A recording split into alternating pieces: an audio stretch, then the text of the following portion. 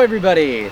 My name is Piers Kemkis and welcome to the first episode of what is going to be known as Beyond the Piers. As you can see, we are not in the Portland Media Center. In fact, we are at Fort McClary State Park in Kittery, Maine. We are going to be watching a very special reenactment done by a very unique group of hobbyists. So, without a shadow of a doubt and without further ado, let's get to it.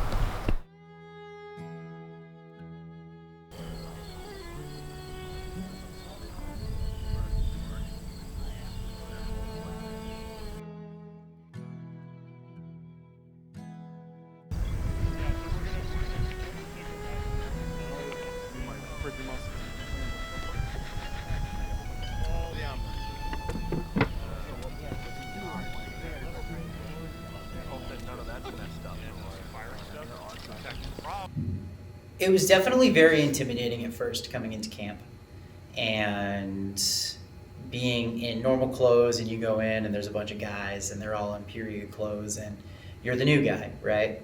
So, you know, you're what they call fresh fish, right?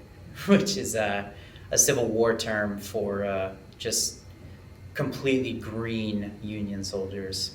But my first objective of the day was to meet with the sergeant, or the organizer of the event, and the quartermaster. That's right there at our new guy's here. Okay. Is it nice to be I mean, I don't know, maybe. Holy shit, you are small with a big head. Yes, sir, I am small with a big head. I said if you're... Because it was time for me to get properly outfitted.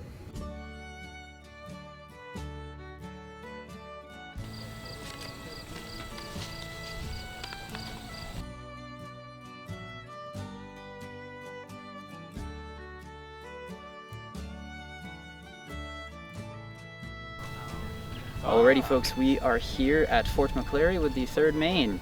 As you can see, I very much don't look the part, so it's time to play a little bit of dress up.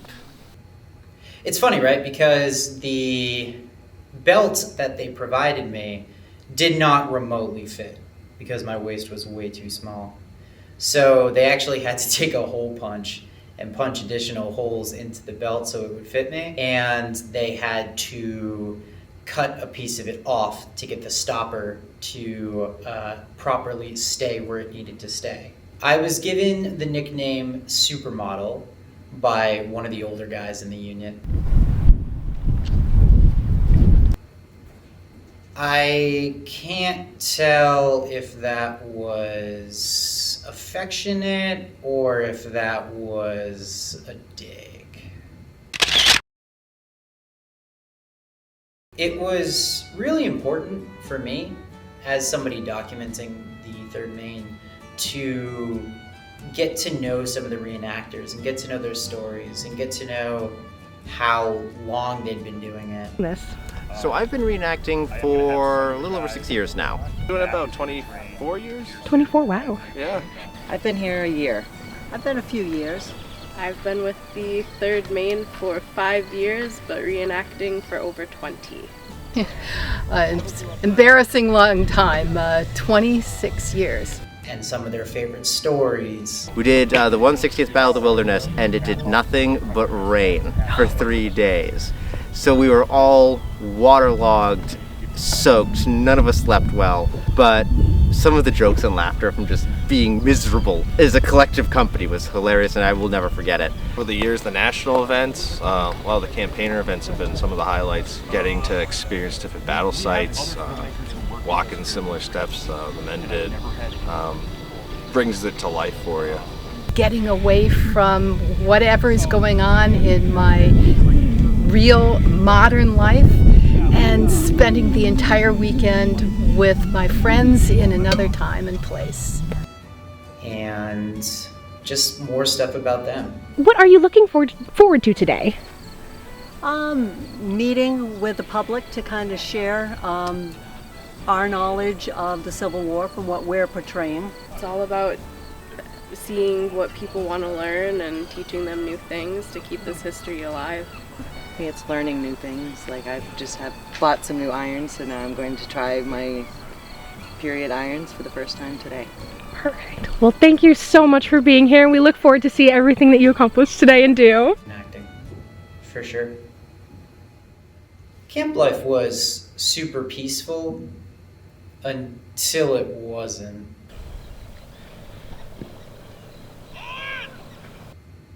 The second the order was given to fall in, it was all business.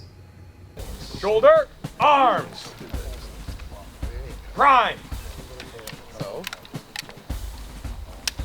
that's what they were, man.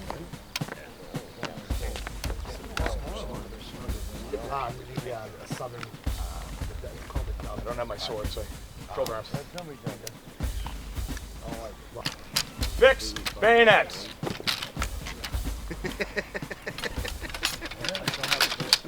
He squibbed around kind of that. Then he took the... In each rank, count twos. 1, 2, 1, 2, 1, 2, 1. Shoulder, arms. I was given absolutely no training prior to working with the 3rd Maine. The extent of my training was sitting there with a fake gun in my living room watching YouTube videos on musket drills. That's what keeps it inside the stock. Yep. This one on an end field is just straight. Yep. Do not put clean patches in this. Funny enough, some of the drills that were in the YouTube video I actually ended up doing. Then order, arm. There we go. With the way your feet are, you always stay like this. Your feet don't move. So one more time, shoulder, arms. So from shoulder, arms, we can do a myriad of things. The most common would be support arms. So what support arms is you put the musket in front of you, like that. Grab with your left, and you're going to twist it. So the hammer is facing away from you. You're going to grab the small of the stock with your left hand. Your left hand's going to come underneath, and the hammer is going to rest on the crook of your elbow. Traditionally, the 3rd Maine has what's called School of the Soldier. It's an event that the public is not allowed to, and it's a place for new recruits or people that join the community get to learn the proper drilling and how to use the musket, how to march, how to do all of that. I had none of that. Support arms.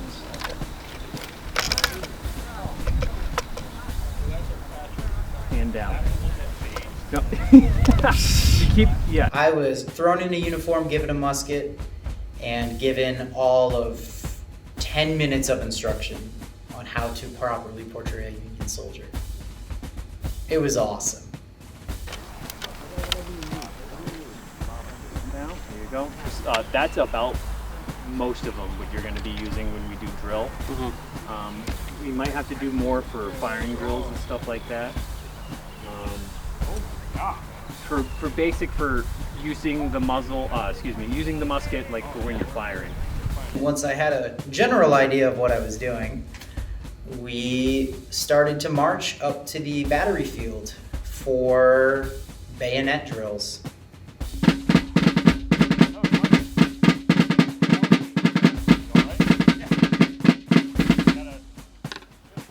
Where's your camp? You're doing great, I don't want you to sweat to death, Norris, so. I think I'm already there. He has the propensity to do that. He just ran. So he's just showing us what not to do, okay? Pay attention. I love you, Norris. We're not taking our weapons because we're... Fall in, signal corps. Lieutenant, I'll let you assemble your signal corps if you see fit. Norris, you're getting plenty of exercise. Silver linings everywhere. Yeah. We're gonna leave their musket stacked. Attention, company. Does everyone have a canteen full of water? Yes, Very Sergeant. good. This is your last chance to go fill if you do not. Infantry, on the right, by twos, count. 1, 2. 1, 2. 1. Very good. Without doubling, right face. Right face. Without doubling. 2 paces forward, march. just gonna fit my 2 other guys in here. Front. Front. Right dress. Always gonna be on his shoulder. All right, so my 2 fresh fish, you're gonna come over here. It was very intimidating. Right here.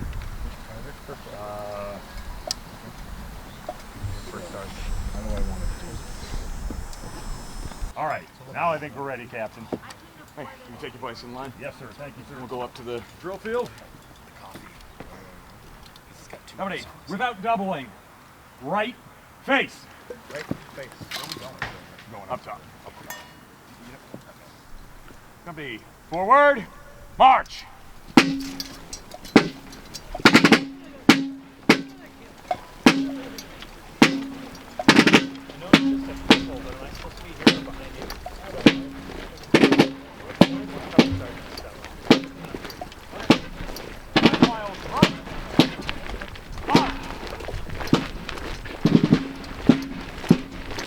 Now, I was told that there's a power to marching in unison with a bunch of men in the same uniform as you, carrying the same muskets as you, to the same beat as you, but I didn't really know what that power felt like until I experienced it myself.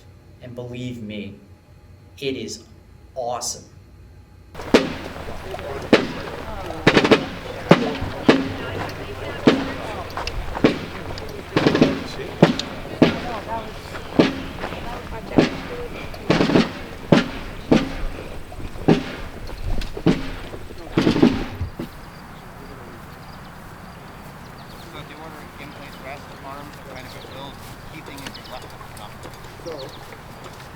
Hello, everybody. Good morning. I am First Sergeant Barnett. I am the senior non-commissioned officer of Company A of the 3rd Maine Infantry. We have some other gentlemen here from the 2nd Rhode Island Volunteer Infantry and the 6th of New Hampshire, I believe, also. Rights are 2s. The public was watching at this point, and we started to do bayonet drills. Attention, company. A 5 is going to be Fix. Word. Bayonet. 5. Man, 6 bayonet. They would draw their bayonet from their shoes. Rope the bayonet. And suddenly the musket's no longer a musket. Now the musket is a 10-pound spear. And that was freaking awesome.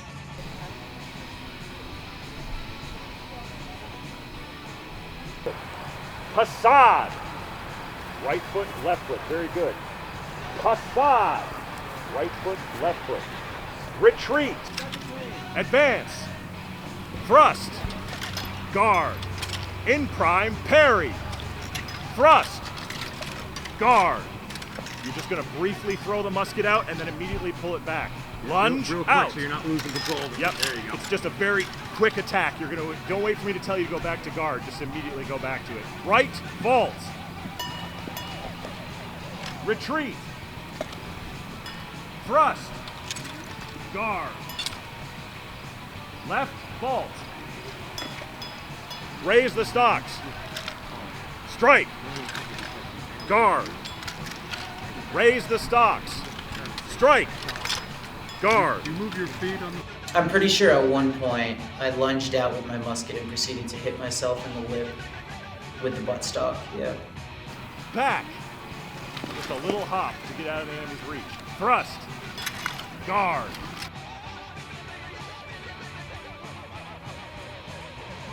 In quartz, parry.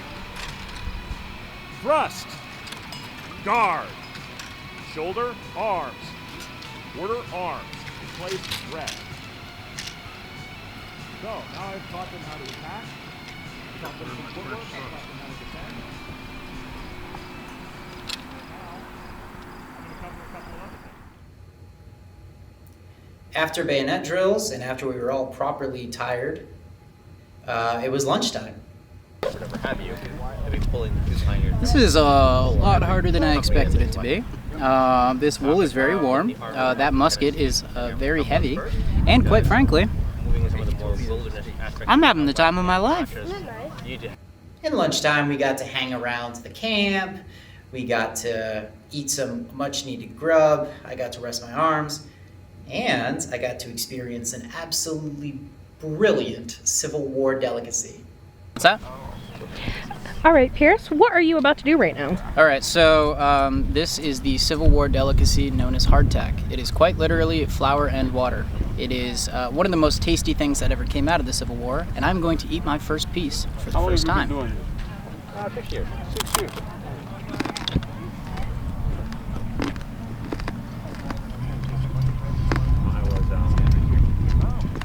For a year. It's hard tack. What was that last? Yeah. 4 years, and I was. Wow. I got forever to be corporal a lot. Yikes. Moved up. Yeah, it's actually not a delicacy. Would you give it a rating? Oh, a rating? Yeah, would you rating give- for the hardtack? Yeah, how would you rate your geez. hardtack? Can you rate a -10? This is going to be a -10. R.I.P. for the Colonials. Not good. This is the inside of Fort McClary. As you can see, Fort McClary has been a pinnacle of defense for Kittery and Maine since the Massachusetts Bay Colony, which is where Maine's story began. As you can see, it was in the Revolution as well as the War of 1812. And of course, you can't forget, Fort McClary was also planned for utilization in the Civil War as well. The cool thing about Fort McClary is that it also has artillery. If you look over here, we have a very, very large cannon. As you can see, it's on rails, which suggested that it still is occasionally used. Personally, I would not want to be on the receiving end of that. No thanks.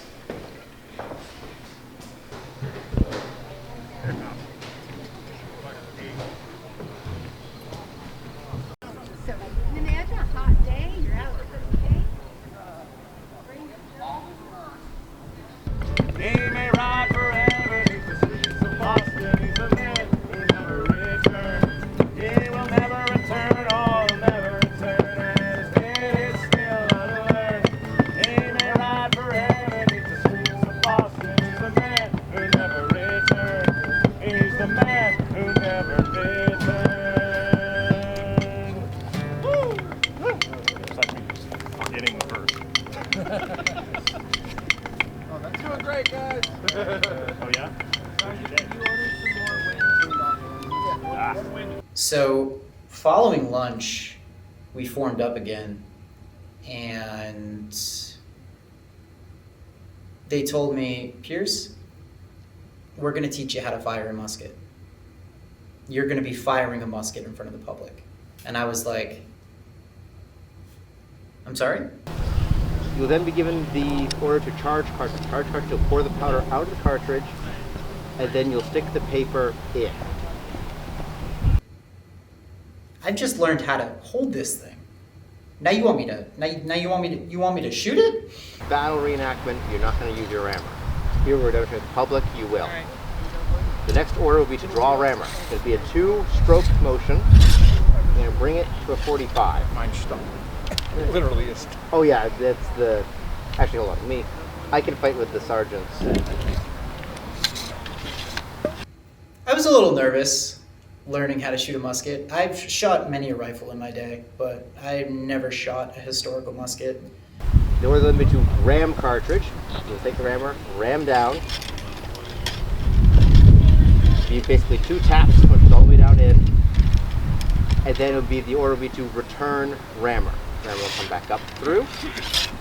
2-stroke motion, back down into the right. I've never done anything black powder. I've never done any muzzleloader hunting. Next order will be to prime. You're going to bring the piece up, and you're going to want it at a 45, especially if you got in the front rank, this is important. It's going to be above your cap pouch. Make sure the butt is above your cap pouch. You're going to reach over the musket, grab the percussion cap, and then you make sure the piece is at half cock, and put the percussion cap on the nipple.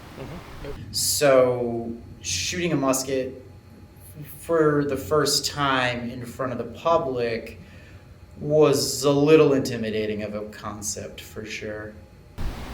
For your footwork, you will then be ordered to, if you're at the shoulder, you're going to fire, you'll be told to come to the ready. Come to the ready, your feet immediately come to a T, and the musket's held at 45, just like you were priming. at the order to aim, that is when you take your thumb, bring the piece to full cock, and aim. Then of course the order to fire will be to fire. We were given excellent instructions on how to load and fire a musket. If you put the recover, you're going to go basically back to come to ready. So we'll actually all want to do that. So, section. You're at come to the ready. Section. Aim. Bring the hammer back. Good. Don't actually pull the trigger and fire, but fire. Bang. Recover arms. So in this case the hammer should be down. They take great detail and great care to make sure that the new recruits know what they're doing safely. Shoulder arms. Pretend you've gone through the loading process. Then section. Come to the ready. Section. Aim. Make sure your pieces are at full cock. Fire. Now we'll practice this. Recover. Yeah, gently run that hammer back down to half cock. Yep, full cock. And it's going to be harder with the cap. Generally speaking, unless something's unsafe going on, you're not going to do recover, but you need to understand the fact the mechanism of recover is just going from full cock to it's that gentle turn back hold. Because, I mean, shooting a musket is one of the most dangerous things at these reenactments. Obviously there's cannons, obviously there's horseback, but there were no cannons at this event, there were no horses. So the muskets took the cake for being the most dangerous thing at the event. The key thing is that if you're in the line, if you're in the rear rank, this is the distance between you and the man in front of you. It's just your arm, I have to square your back, make sure I'm where I need to be. So, we're at the ready. Section. Aim. Put your straight ahead right now. So where I want to have my bands, recover, is between, your head should be between my second and third band. That's where your ear is going to be the safest if I actually fire. So we'll do that again. Square off your back. Section. Aim. So again, straight ahead, recover. Shoulder arms, quarter arms. Straight ahead's the easy bit. So one of the key parts of shooting a musket in Civil War style is you take the ammo and you have to bite it open to get the gunpowder out. And I'm pretty sure without fail I managed to get gunpowder in my mouth 3 times.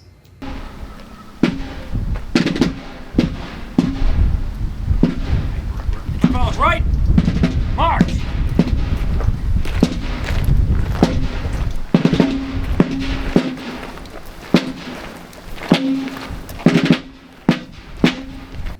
After I was deemed safe to use a musket, they marched us all up to the field, and my heart was pounding at that point. I did not know what to expect. Order, arms. In place, rest. Good afternoon, everyone. My name is Dalton with the 3rd Maine Volunteer Infantry Company A. We're currently getting ready to do a firing demonstration on how the men would load and fire during the war.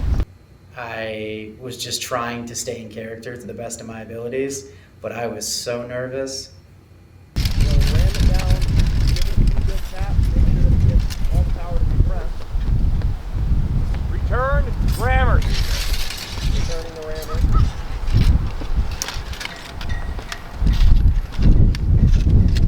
Prime. And you know, the higher ups are talking and they're like, all right, up next they're gonna do a live fire drill, and I'm like, oh my gosh, this is real, this is actually happening.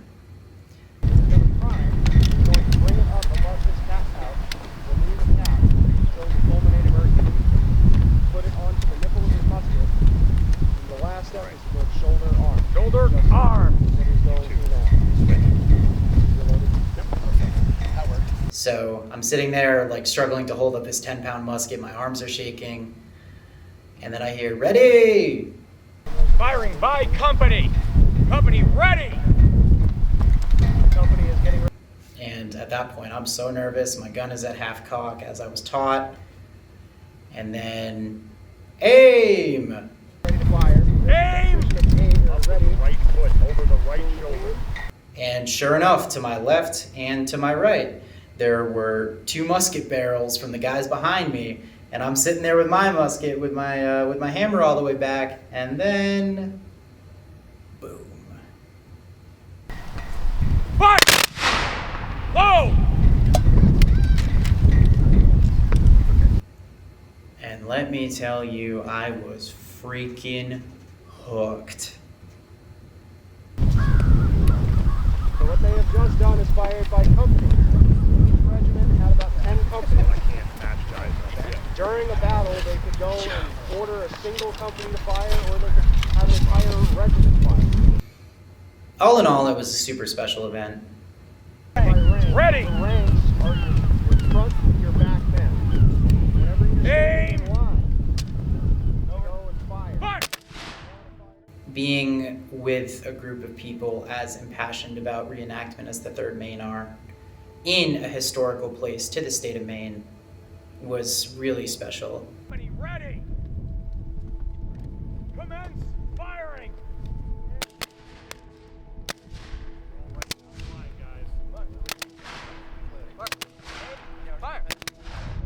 And I'm very thankful I got the chance to do it.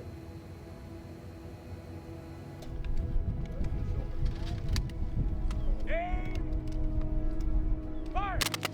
Low! You missed the ball, you don't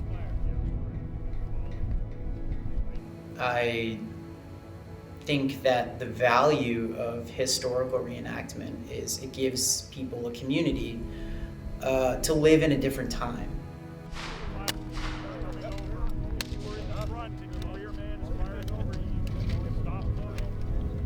I think it goes without saying that a lot of people are really dissatisfied with the way that life is nowadays, be it dating apps, jobs, commutes, buses.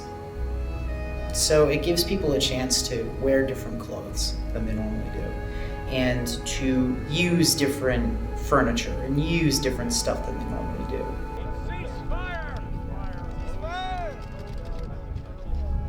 And live a different life.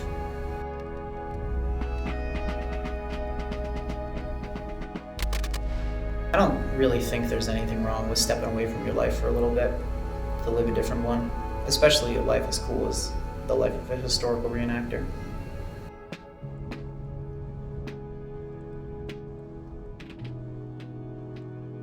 Will I do it again? Duh.